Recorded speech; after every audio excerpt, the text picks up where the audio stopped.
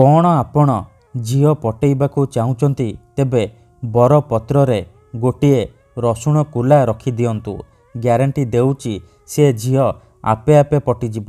ହଁ ଫ୍ରେଣ୍ଡସ୍, ଆପଣ ସମସ୍ତଙ୍କର ଇଚ୍ଛା ଥିବ ନିଜ ପସନ୍ଦର ଝିଅକୁ ପଟେଇବା ପାଇଁ, ପଡ଼ିଶା ଘର ସୁନ୍ଦରୀ ଭାଉଜକୁ ପଟେଇବା ପାଇଁ, ତାଠାରୁ ନିଜର ମନ ମୁତାବକ କାମ ହାସଲ କରିବା ପାଇଁ। କିନ୍ତୁ ଇଏ ଏତେ ସହଜ ନୁହେଁ।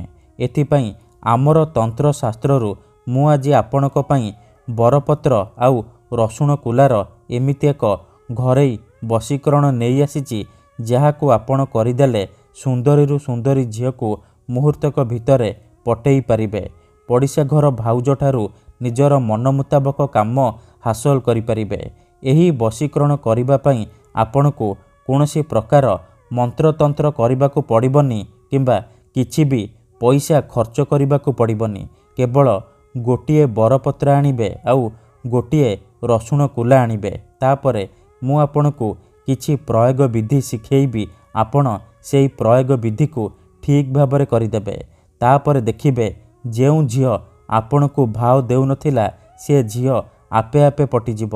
ପାଗଳି ପରି ଆପଣଙ୍କୁ ଭଲ ପାଇବାକୁ ଲାଗିବ। ପଡ଼ିଶା ଘର ଭାଉଜ ହାତ ଧରି ରୁମ୍କୁ ଡାକିବ, ଯାହା ଚାହିଁବେ ତାହା କରିବ। ନମସ୍କାର ଫ୍ରେଣ୍ଡସ୍, ଓଡ଼ିଆ ଫଣ୍ଡା ଚ୍ୟାନେଲକୁ ଆପଣମାନଙ୍କୁ ସ୍ୱାଗତ। ଆଜିର ଏହି ଭିଡ଼ିଓଟିରେ ମୁଁ ଆପଣଙ୍କୁ ଶିଖେଇବି ଆପଣ କିପରି ବରପତ୍ର ଆଉ ଗୋଟିଏ ରସୁଣ କୁଲା ସାହାଯ୍ୟରେ ଝିଅ ପଟେଇ ପାରିବେ, ବିବାହିତା ମହିଳାକୁ ନିଜ ବଶରେ କରିପାରିବେ। ଏହି ବଶୀକରଣ ଏତେ ଶକ୍ତିଶାଳୀ କି ଏହାର ପ୍ରୟୋଗ କେବେ ବି ଖାଲି ଯାଏନି। ଯିଏ ବି ଏହାକୁ କରିଛି 100ରୁ 100% ସଫଳ ହେଇଛି। ତେଣୁ ଆପଣ ବି ମାତ୍ର ଗୋଟିଏ ଥର ବରପତ୍ର ଆଉ ରସୁଣ କୁଲା ଆଣି ଆଜିର ଏହି ବଶୀକରଣ କରିକି ଦେଖନ୍ତୁ। ତାପରେ ଦେଖିବେ ଯେଉଁ ଝିଅ ଆପଣଙ୍କୁ ଭାव ଦେଉନଥିଲା ସେ କିପରି ଆପଣଙ୍କ ପ୍ରେମରେ ଦିବାନୀ ହେଇଯିବ। ଏହି ବଶୀକରଣ ସାହାଯ୍ୟରେ ଆପଣ ବର୍ଷ ବର୍ଷ ଧରି ଭାଙ୍ଗି ଯାଇଥିବା ପୁରୁଣା ପ୍ରେମକୁ ମଧ୍ୟ ଫେରାଇ ଆଣିପାରିବେ। ଶାଶୁ, ନଣନ୍ଦ, ଦିଅର, ଭାଉଜ କାହାକୁ ବି ନିଜ ବଶରେ କରି ତାଠାରୁ ନିଜର ମନ ମୁତାବକ କାମ ହାସଲ କରିପାରିବେ। ଏଥିପାଇଁ ଆପଣଙ୍କୁ କୌଣସି ପ୍ରକାର କଷ୍ଟ କାମ କରିବାକୁ ପଡ଼ିବନି। କେବଳ ଆପଣଙ୍କୁ ଗୋଟିଏ ବରପତ୍ର ଆଉ ଗୋଟିଏ ରସୁଣ କୁଲା ଦରକାର।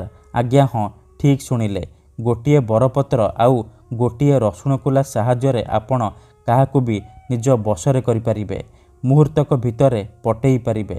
ତେବେ ଏହି ବଶୀକରଣ ବିଧି ଆପଣ କିପରି କରିବେ, କେମିତି କରିବେ, ଏହାର ପ୍ରୟୋଗ ବିଧି କ'ଣ, ମୁଁ ଆପଣଙ୍କୁ ଶିଖେଇବି। ସମ୍ପୂର୍ଣ୍ଣ ପ୍ରୟୋଗ ବିଧି ଠିକ୍ ଭାବରେ ଶିଖେଇବି।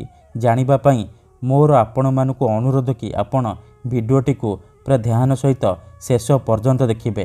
ଅଧାରୁ ଛାଡ଼ିକି ପଳେଇଲେ ଆପଣ କିଛି ବି ବୁଝିପାରିବେନି। ପରେ ଆପଣ କମେଣ୍ଟ କରିବେ, ଗୁରୁଜୀ ଆପଣଙ୍କର ବଶୀକରଣ କାମ କରୁନି। ଦେଖନ୍ତୁ, ମୁଁ ଆପଣଙ୍କୁ ସବୁ ଭିଡ଼ିଓରେ କହୁଛି ମନ୍ତ୍ର, ତନ୍ତ୍ର, ଯନ୍ତ୍ର, ବଶୀକରଣ ଇଏ ଏମିତି ସେମିତି କାମ କରେନି। ମନରେ ସମ୍ପୂର୍ଣ୍ଣ ବିଶ୍ୱାସ, ନିଷ୍ଠା ଆଉ ଏକାଗ୍ରତାର ସହିତ ଆପଣଙ୍କୁ ଏହି ବଶୀକରଣ କରିବାକୁ ପଡ଼ିବ। ତେବେ ଯାଇ ମୁଁ ଆପଣଙ୍କୁ ଗ୍ୟାରେଣ୍ଟି ଦେଉଛି ଆପଣ ଯାହାକୁ ଚାହିଁବେ ତାକୁ ମୁହୂର୍ତ୍ତକ ଭିତରେ ପଟେଇ ପାରିବେ, ନିଜର ଗୋଲାମ କରିପାରିବେ। ଠିକ୍ ଅଛି, ତେବେ ଏହି ବିଧିକୁ ଆପଣ କିପରି କରିବେ ଚାଲନ୍ତୁ ଜାଣିବା। ବିଧିଟି ଜାଣିବା ପୂର୍ବରୁ ଯଦି ଆପଣ ଆମ ଚ୍ୟାନେଲକୁ ନୂଆ ଆସିଛନ୍ତି ତେବେ ଦୟାକରି ଚ୍ୟାନେଲକୁ ସବସ୍କ୍ରାଇବ୍ କରି ପାଖରେ ଥିବା ବେଲ୍ ଆଇକନ୍କୁ ମଧ୍ୟ ଦବାଇ ଦିଅନ୍ତୁ, ଯାହାଦ୍ୱାରା ଆମେ ଯେଉଁ ବି ଭିଡ଼ିଓ ଅପଲୋଡ଼ କରିବୁ ସର୍ବପ୍ରଥମେ ଆପଣ ଦେଖିପାରିବେ ଆଉ ତାର ଲାଭ ପାଇପାରିବେ। ଠିକ୍ ଅଛି, ତେବେ ଚାଲନ୍ତୁ ଜାଣିବା ଏହି ବଶୀକରଣକୁ ଆପଣ କିପରି କରିବେ। ମନେ ରଖନ୍ତୁ, ଏହି ବଶୀକରଣ ବିଧିକୁ ଆପଣ କେବଳ ମଙ୍ଗଳବାର ଦିନ କରିବେ, ସନ୍ଧ୍ୟା ସମୟରେ କରିବେ। ବିଧିଟି କରିବା ପୂର୍ବରୁ ଭଲ ଭାବରେ ହାତ, ଗୋଡ଼, ମୁହଁ ଧୋଇକି ସଫା ବସ୍ତ୍ର ପିନ୍ଧିକି ଆପଣ ଏହି ବଶୀକରଣକୁ ଆରମ୍ଭ କରିବେ। ପ୍ରଥମେ ଆପଣ କ'ଣ କରିବେ, ଗୋଟିଏ ବରପତ୍ର ଆଣିବେ, ଗୋଟିଏ ରସୁଣ କୁଲା ଆଣିବେ ଆଉ ଅଳ୍ପ ଟିକେ ଲାଲ ସିନ୍ଦୁର ଆଣିବେ। ତାପରେ କୌଣସି ଏକ ଜାଗାରେ ଚୁପଚାପ ବସି ପଡ଼ିବେ, ଯେଉଁଠାରେ ଆପଣଙ୍କୁ କେହି ଦେଖିବେନି କିମ୍ବା ଅଧାରୁ ଡାକିବେନି। ତାପରେ ଆପଣ କ'ଣ କରିବେ, ଯେଉଁ ରସୁଣ କୁଲା ଆଣିଛନ୍ତି ସେହି ରସୁଣ କୁଲାରେ ସେଇ ଝିଅ ବା ନାରୀର ନାମ ଲେଖିବେ, ଯାହାକୁ ଆପଣ ନିଜ ବଶରେ କରିବାକୁ ଚାହୁଁଛନ୍ତି। ରସୁଣରେ ନାମ ଲେଖି ସାରିବା ପରେ ସେ ରସୁଣ କୁଲାକୁ ବରପତ୍ର ଉପରେ ରଖିଦେବେ ଆଉ ତା ଉପରେ ଅଳ୍ପ ଟିକେ ଲାଲ ସିନ୍ଦୁର ପକାଇଦେବେ। ଏତିକି କରିସାରିବା ପରେ ଆପଣ କ'ଣ କରିବେ, ଏହି ମନ୍ତ୍ରକୁ 7 ଥର ପଢ଼ିବେ। ଚଂ ଆମୁକଂ ମମ ବଶ୍ୟମ୍ କରତି କରତି। ଆମୁକଂ ଜାଗାରେ ଆପଣ ସେଇ ଝିଅ ବା ସ୍ତ୍ରୀର ନାମ ଉଚ୍ଚାରଣ କରିବେ ଯାହାକୁ ଆପଣ ପଟେଇବାକୁ ଚାହୁଁଛନ୍ତି। ମନ୍ତ୍ରକୁ 7 ଥର ପଢ଼ି ସାରିବା ପରେ ଆପଣ କ'ଣ କରିବେ, ସେ ରସୁଣ ଆଉ ବରପତ୍ରକୁ ସେହିପରି ନେଇକି କୌଣସି ଏକ ସୁନସାନ ଜାଗାରେ ରଖିଦେଇ ଆସିବେ। ଧ୍ୟାନ ରଖିବେ, ରଖିବା ସମୟରେ ଯେମିତି ଆପଣଙ୍କୁ କେହି ଦେଖିବେନି କିମ୍ବା ପଛରୁ ଡାକିବେନି।